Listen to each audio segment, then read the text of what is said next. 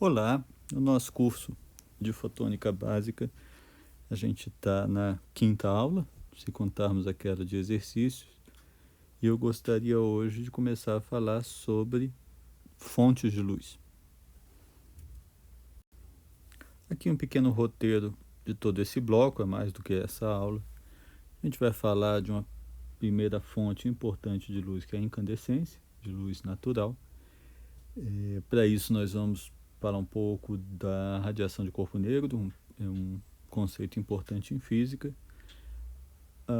A incandescência, já adiantando, ela explica a luz do sol, explica a luz da lâmpada incandescente, mas nós vamos estar mais interessados na luminescência, né, que é, por exemplo, a fonte, a lâmpada fluorescente e outros tipos de fontes de luz, né? Em particular as fontes semicondutoras, os LEDs e a radiação laser, que vai terminar esse bloco. Bom, então incandescência é o fenômeno de emissão de luz por corpos aquecidos, corpos que estão muito quentes. A nossa fonte primária de luz no planeta é a luz do Sol, e ela chega até nós porque o Sol é um corpo muito quente. Para modelar isso fisicamente, a gente vai pensar um pouco sobre o equilíbrio térmico, né, de um corpo com seu ambiente. Então vamos pensar que um corpo está em um ambiente há bastante tempo, a ponto de não haver diferença de temperatura entre esse corpo e o ambiente. Ele está fazendo várias coisas com radiação, né? Ele está absorvendo a radiação que está recebendo, ele está refletindo parte dessa radiação, ele está reemitindo ou transmitindo parte dessa radiação, mas ele também está emitindo radiação própria. É essa radiação própria que nós estamos interessados em estudar. Em particular, imagine que, se esse corpo está em equilíbrio térmico, a energia da radiação emitida tem que ser igual à da radiação absorvida. Para facilitar as contas, nós vamos considerar que esse corpo não reflete nem transmite nenhuma radiação incidente. Então, ele absorve completamente toda a radiação incidente. Como nenhuma cor é transmitida por esse corpo ou refletida, a gente vai chamar esse corpo de corpo negro ideal, né?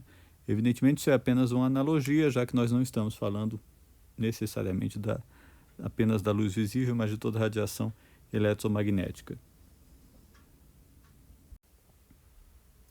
Qual é a evidência da incandescência? Como é que ela funciona, como é que ela varia com a temperatura? A evidência experimental conhecida há muito tempo é que a natureza dessa radiação depende apenas da temperatura, não depende de nenhuma propriedade desse corpo, do material que ele é feito, depende apenas da temperatura. E está aqui a curva que a gente vai ter que tentar explicar, né, teoricamente. Aqui eu tenho intensidade de radiação. Todos esses termos vão ficar mais claros quando a gente realmente estudar a radiometria. Isso a gente vai fazer um pouco mais para frente, quando for estudar a detecção da luz. Aqui eu tenho intensidade de radiação por comprimento de onda. E eu tenho essa curva para várias temperaturas, certo? A única coisa que importa é a temperatura. Então veja, o que acontece com a incandescência? À medida que eu vou aquecendo um corpo, então saindo aqui, eu estou já numa temperatura muito alta, 2000 Kelvin, indo para 3000, 4000, 5000 Kelvin, vão acontecendo duas coisas. A área sobre essa curva aumentando, certo? Ele vai ficando maior, quer dizer que ele está emitindo mais energia. A característica de espectro, a cor dessa radiação vai mudando. A gente pode notar aqui, em particular, o máximo de cada uma dessas curvas vai se deslocando em relação a menores comprimentos de onda, ou seja, maiores frequências. E aqui, nesse gráfico, a partir do momento que eu cruzo essa linha, mais ou menos aqui na altura de 700 e poucos nanômetros, essa radiação eletromagnética se torna luz visível. Então, à medida que eu vou esquentando, esse corpo vai emitindo bastante infravermelho, né? Tudo isso aqui é infravermelho, mas ele começa a emitir bastante luz avermelhada, depois amarelada, e depois, se eu continuar seguindo, verde e azul. Aqui a gente está vendo, por exemplo, o ferro, né, uma temperatura altíssima, e ele começa a emitir aí uma luz amarela. Isso nos lembra imediatamente também o Sol e a lâmpada incandescente, né, aquela lâmpada de filamento com a luz amarelada. Essa é a evidência experimental, é isso que a física tem que mostrar que ocorre. Um primeiro modelo vem logo depois das equações de Maxwell, aí, durante o século XIX, devido a dois físicos, Rayleigh e Jeans. A derivação dele está com maiores detalhes num outro vídeo, eu chamei de aula 5B, né? Notas manuscritas e o desenvolvimento matemático um pouco mais detalhado, sem todos os detalhes também, porque isso não é um curso de física, mas um pouco mais de detalhe. Ele vai contar de quantas formas diferentes uma dada radiação pode caber dentro de uma cavidade, né, que vai ser o modelo do meu corpo negro ideal, e vai calcular essa densidade espectral de radiância, ou seja, o fluxo de energia por área, por ângulo sólido, essa questão de ângulo sólido, né, uma extensão do ângulo para 3 dimensões, a gente vai estudar quando estudar radiometria, por frequência, e vai chegar a essa conclusão aqui. Essa densidade espectral de radiância é 2 vezes K, K constante de Boltzmann, T a temperatura, ok, ela aumenta com a temperatura, isso é bom, e aparece esse termo frequência ao quadrado sobre velocidade da luz ao quadrado. E isso não é bom porque isso significa que essa teoria prevê uma radiação de altíssima energia para as frequências mais altas. Na verdade, ela vai a infinito, né? Essa expressão aqui se torna infinita à medida que, quando nu tende a infinito. Isso não faz sentido, não era o que nós tínhamos na nossa figura. Então tem alguma coisa errada.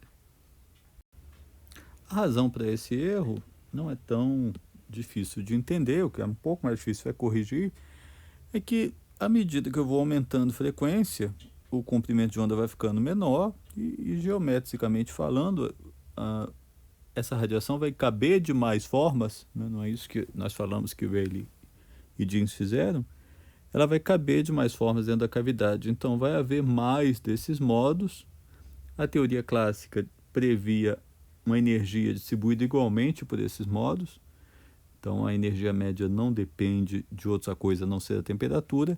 Quando o número desses modos tende a infinito, tudo tende a infinito e dá tudo errado. Então está aqui de novo nossa figura, e agora eu coloquei aqui do lado o nosso modelo, primeiro modelo aí de Rayleigh e Jeans, e claro, dá super errado, né? Ele não bate isso aqui, essa figura aqui deveria ser igual a essa experimental aqui de 5.000 Kelvin, e ela não é. Em particular, o fato dela atender a infinito nas altas frequências, no ultravioleta, é chamado de maneira talvez um pouco dramática demais pelos físicos, de catástrofe do ultravioleta. Esse problema perturbou muito aí a física até o início do século XX. A solução viria a ser dada por Planck, e ela dá início à mecânica quântica. Os detalhes também estão no mesmo vídeo da aula 5B, mas o que acabou acontecendo é que Planck precisou de uma hipótese para que as coisas funcionassem, que é o fato de que a energia não é uma variável que pode assumir qualquer valor. Ela só pode, a energia de cada modo dentro da cavidade só assume valores múltiplos de uma quantidade fundamental, H vezes nu, H constante de Planck, nu a frequência dessa radiação. Isso vai ser chamado uma quantidade fundamental, ou um quanta, né? E eu só posso ter n vezes essa quantidade fundamental para cada frequência. Quando isso é colocado na estatística desse problema, a média por modo passa a depender da frequência e passa a cair rapidamente quando a frequência sobe, e isso vai corrigir o meu problema, né? É muito claro se você comparar com a outra equação, o resultado de Planck vai ter um termo aqui que vai fazer tudo isso ir para zero rapidamente quando começa a aumentar muito a frequência por causa desse exponencial. E aí eu consegui resolver esse problema, né? A catástrofe do ultravioleta foi evitada. Então agora podemos voltar à previsão teórica da radiação do corpo negro, que agora bate com experiência. Aqui está colocado na forma de emitância, uma outra variável que a gente vai estudar em radiometria. Aqui eu integrei aquela questão lá dos ângulos, estou supondo que esse corpo está emitindo em toda direção, em toda uma esfera. E aqui eu tenho essa variável, tem unidades de potência por área, por comprimento de onda. Então, se eu quiser saber a emitância total, eu integro os valores por comprimento de onda. Aqui está numa escala maior de comprimento de onda e de temperaturas, é que a gente nota, por exemplo, aqui estamos nós, ó, temperatura ambiente, nós, você, a cadeira onde você está sentado, nós todos estamos por aqui emitindo infravermelho distante, né? Infravermelho lá pelos 10 micrômetros. Lembrando, isso é a sua emissão eletromagnética. Evidentemente, você é visível porque você reflete e espalha também radiação incidente sobre você. Mas 10 microns é a radiação emitida por você. Ela é detectada, por exemplo, nas câmeras de infravermelho, né? Que são aquelas câmeras que conseguem, digamos assim, ver no escuro, né? Porque ela não é baseada na luz visível, mas na luz, nessa frequência do infravermelho, em que corpos que são mais quentes vão emitir um pouco diferente, um espectro um pouco diferente de corpos mais frios. Então, animais de corpo quente se destacam diante do ambiente. E, de novo, você vai esquentando essa temperatura, esse corpo vai emitindo mais luz e o topo, né, o máximo da emissão dele vai diminuindo em comprimento de onda, ou seja, aumentando em frequência, e por aqui o pico está já na frequência visível, né? Observem que a lâmpada incandescente está aí pelos 3000 Kelvin. Ela emite luz visível, mas ela ainda emite uma quantidade bastante grande de infravermelho, né? Então, a lâmpada incandescente ela é extremamente ineficiente. Eu costumo dizer que no futuro as pessoas vão achar muito curioso que a gente tivesse baseado tanto tempo a nossa iluminação num dispositivo que, na verdade, esquenta mais do que emite luz, apesar do que havia na época. Se você naturalmente fizesse a integração aqui no caso em lambda, ou na nossa expressão aqui em nu, a frequência, você vai chegar a uma dependência da emitância total com o quarto grau da temperatura. Isso bate com os experimentos, né? E essa constante sigma aqui é uma constante de proporcionalidade. Bom, mas o nosso modelo teórico fazia essa suposição de um corpo que estava em equilíbrio térmico, absorvendo toda a energia incidente e emitindo energia para chegar em equilíbrio térmico. A gente pode corrigir um pouco essa nossa teoria dizendo que para um corpo que não é verdadeiramente um corpo negro, a emissão vai ser um pouco menor do que essa, mas vai seguir a mesma curva. Então vai haver aqui uma constante epsilon, que eu vou chamar de emissividade, ela é igual a 1 para um corpo negro e menor que 1. Esse corpo que segue essa curva aproximadamente bem, mas não é um corpo negro, porque tem um epsilon menor que 1, vai ser chamado corpo cinza. E a outra constante lá, sigma, que vai de proporcionalidade, é chamada constante de Stefan-Boltzmann. Por exemplo, bons corpos cinzas. A neve pode chegar a um epsilon de 0,99.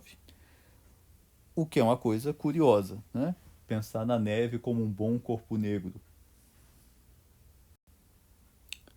É curioso apenas porque nós estamos tomando essa palavra corpo negro ao pé da letra e eu já tinha avisado que essa é uma analogia. A neve está aqui a zero, né? Próximo a 0 Celsius, ou seja, uns 270 Kelvin, então ela está também por aqui, faz muita diferença dos 300. Ou seja, a radiação que ela está emitindo é no infravermelho distante. Ela é um bom corpo negro porque ela absorve bastante bem radiação nessa frequência, que é a frequência que nos interessa para esse problema.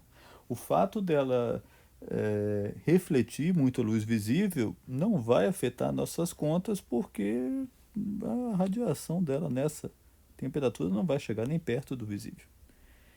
Então, a neve é branca porque ela reflete ou espalha de forma aproximadamente igual toda a cor visível, mas ela se comporta de maneira próxima ao modelo do corpo negro ideal na sua faixa de emissão de luz de por volta de 10 microns.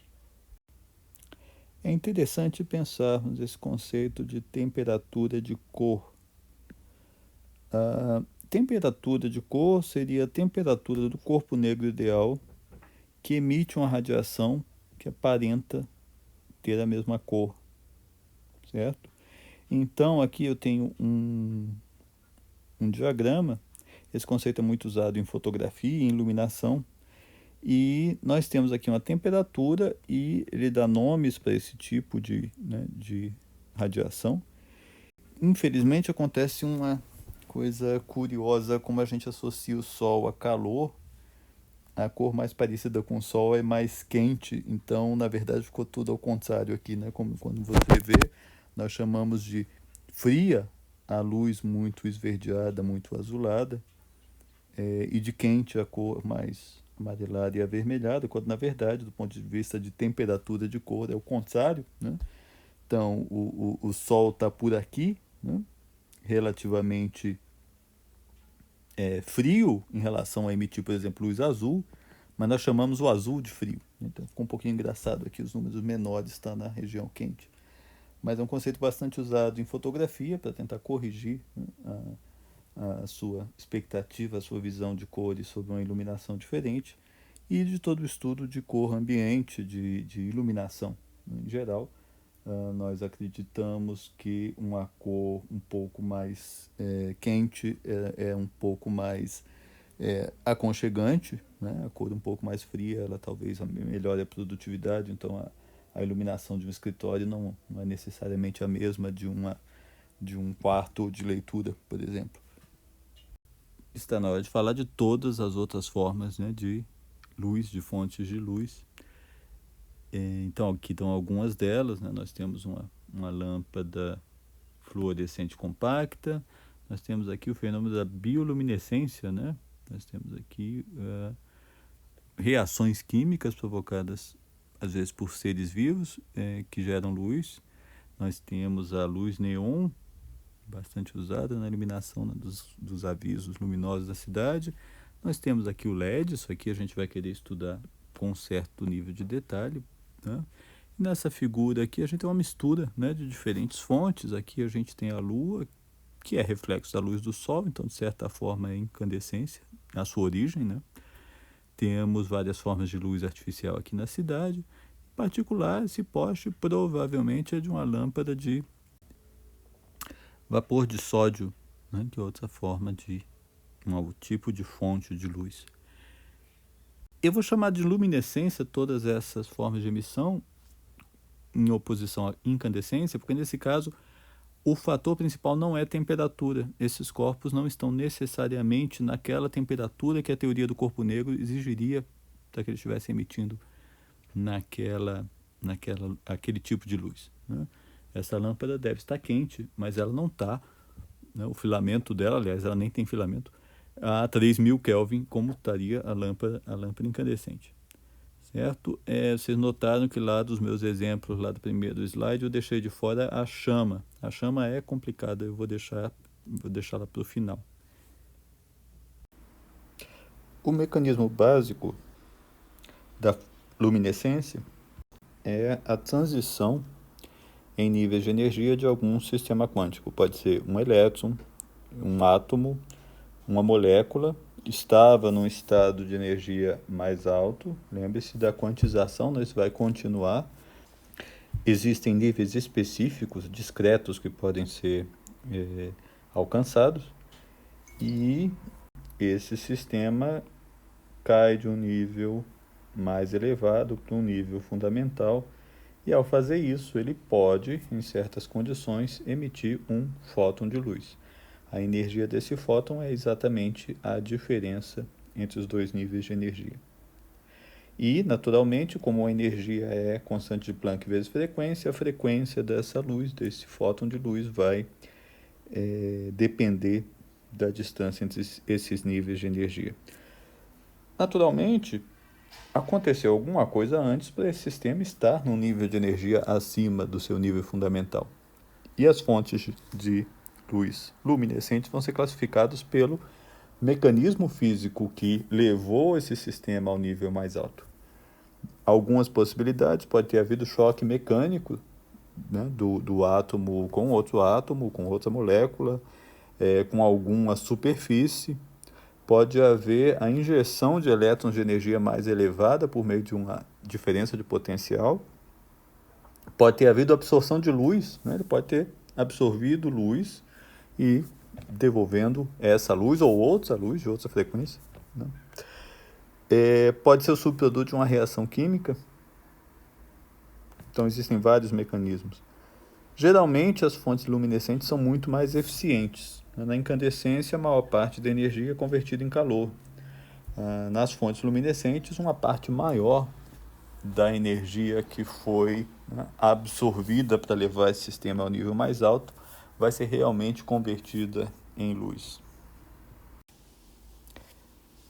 Na subdivisão conhecida como catodoluminescência, a energia que foi dada ao sistema para depois ser convertida em luz foi obtida pela colisão de elétrons acelerados por um campo elétrico colidindo com o cátodo, daí o nome. Então eles excitam o material que, ao voltar ao estado natural, produz fóton.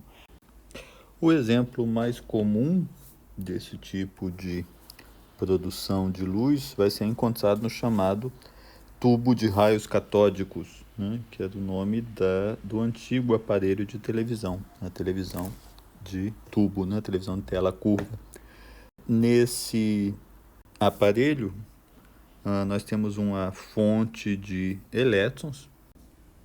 Por exemplo, um metal bastante aquecido, ele vai emitir elétrons da superfície para o espaço livre, é um fenômeno conhecido como emissão termiônica. Esses elétrons são direcionados por um campo elétrico e atingem o cátodo. O local final aí da chegada dos elétrons é chamado cátodo. Isso vem lá da nomenclatura da pilha química, né? Essa tela vai estar revestida com material fosforescente. Ao ser atingido por elétrons, ele se excita. Ao retornar para o estado natural, ele emite fótons.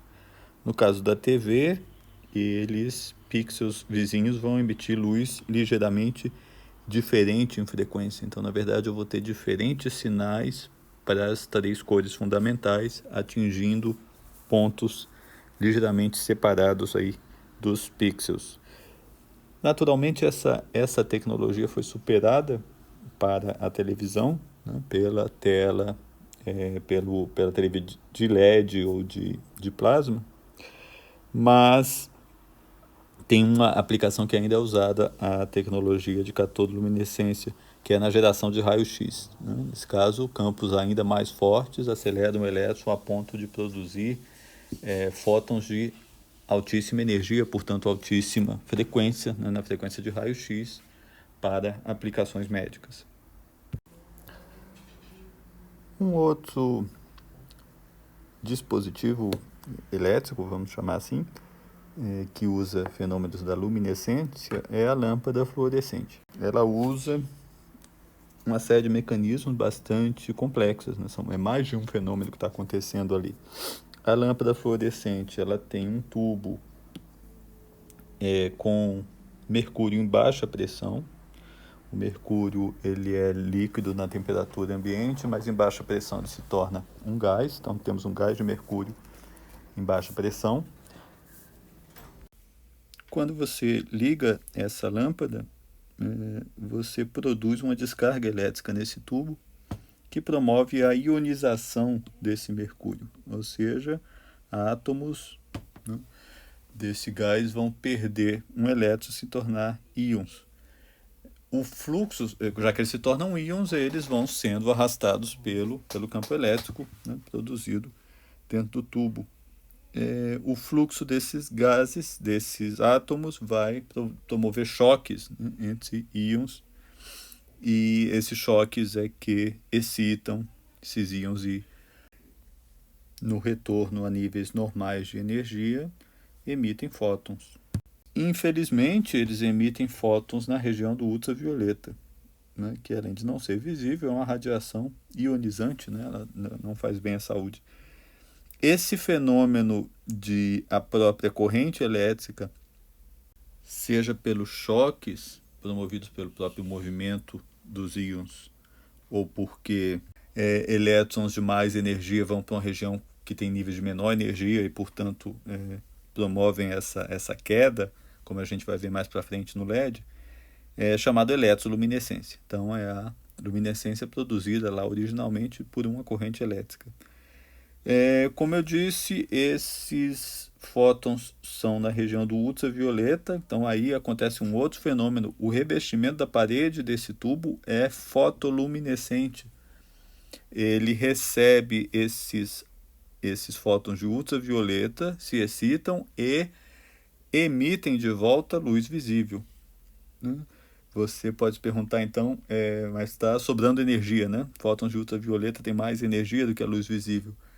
Parte dessa energia é perdida por outros mecanismos, né, não radiantes, como por exemplo o calor.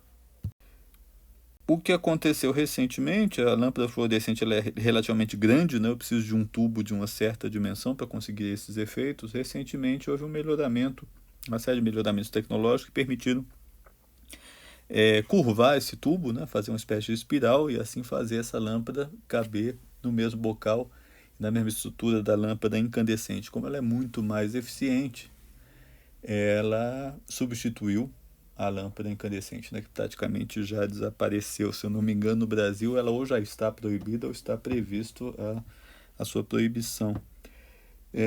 Isso não durou muito tempo, porque a lâmpada de LED vai vir a substituir a própria lâmpada fluorescente, né, como a gente vai ver mais para frente.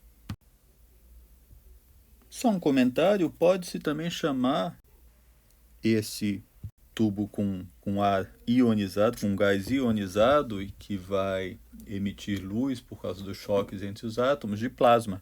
Isso também está correto. Esse acabou sendo o nome dado ao pixel da TV de plasma. Essencialmente, o que está acontecendo ali é o mesmo fenômeno. A gente pode pensar no pixel da TV de plasma como pequenas lâmpadas fluorescentes. E agora eu consigo voltar à chama, né? Eu tinha deixado a chama de fora, também é uma fonte de luz natural. Por muito tempo era a única luz controlada, né, pelo homem, que não fosse a luz do sol. A chama é uma mistura também de fenômenos. A parte mais fria, lembre-se, a parte mais fria é que dá as cores mais quentes, né? Tem aquela confusão da temperatura de cor. Ou seja, a parte mais alaranjada e amarelada, ela é radiação, é incandescência, né? O ar ali está aquecido a temperaturas que ele começa a emitir luz, essa luz amarelada. No entanto, a chama azul de talvez um fogão, né, muito quente, ou de um forno, uma chama de um maçarico, ela não está na temperatura de corpo negro, né, da luz azul. Ela não chega a essa temperatura. Ali o que está acontecendo é a ionização do ar, e é um efeito, né, de luz produzida pelo plasma criado pela chama. Então ela é uma mistura de diferentes fenômenos. Um último comentário, eu tinha também na minha lista de figuras ali um aviso, né, uma propaganda em neon. Se você fizer um tubo preenchido por outros gases em baixa pressão, sódio ou neon, você vai ter também aí a emissão de luz quando esse material foi ionizado, com características que vão depender do tipo de gás. Uma outra classificação na luminescência, ela divide os fenômenos de luminescência pela persistência da luminosidade. Eu falei anteriormente coisas como o tubo de raios catódicos é revestido de material fosforescente e a lâmpada fluorescente é revestida, evidentemente, por material fluorescente. E não tinha explicado o que é isso. Essa classificação é se a emissão de luz cessa imediatamente após a excitação ou se ela persiste por um tempo. Então, material como o flúor tem uma característica, o fósforo a outra. Então, o material que para de emitir luz assim que a excitação parar é chamado fluorescente. Então, a lâmpada fluorescente, quando você desliga, praticamente na mesma hora ela deixa de emitir. Já o tubo de TV é interessante para que vocês percebam a imagem um pouco mais natural, que haja uma certa persistência na imagem, então o material é fosforescente. Você pode imaginar que você excita elétrons, átomos para um nível superior, mas que a queda é um fenômeno complexo que envolve muitas etapas e muitas reações e que ela acontece um tempo depois. Então há uma certa persistência nessa excitação, no caso da fosforescência. Vamos deixar para a próxima aula um tipo de luminescência, em particular de eletroluminescência, muito importante do ponto de vista tecnológico, que é o diodo emissor de luz. A gente vai dar uma olhada nele com um pouco mais de detalhe a partir da aula que vem. Muito obrigado.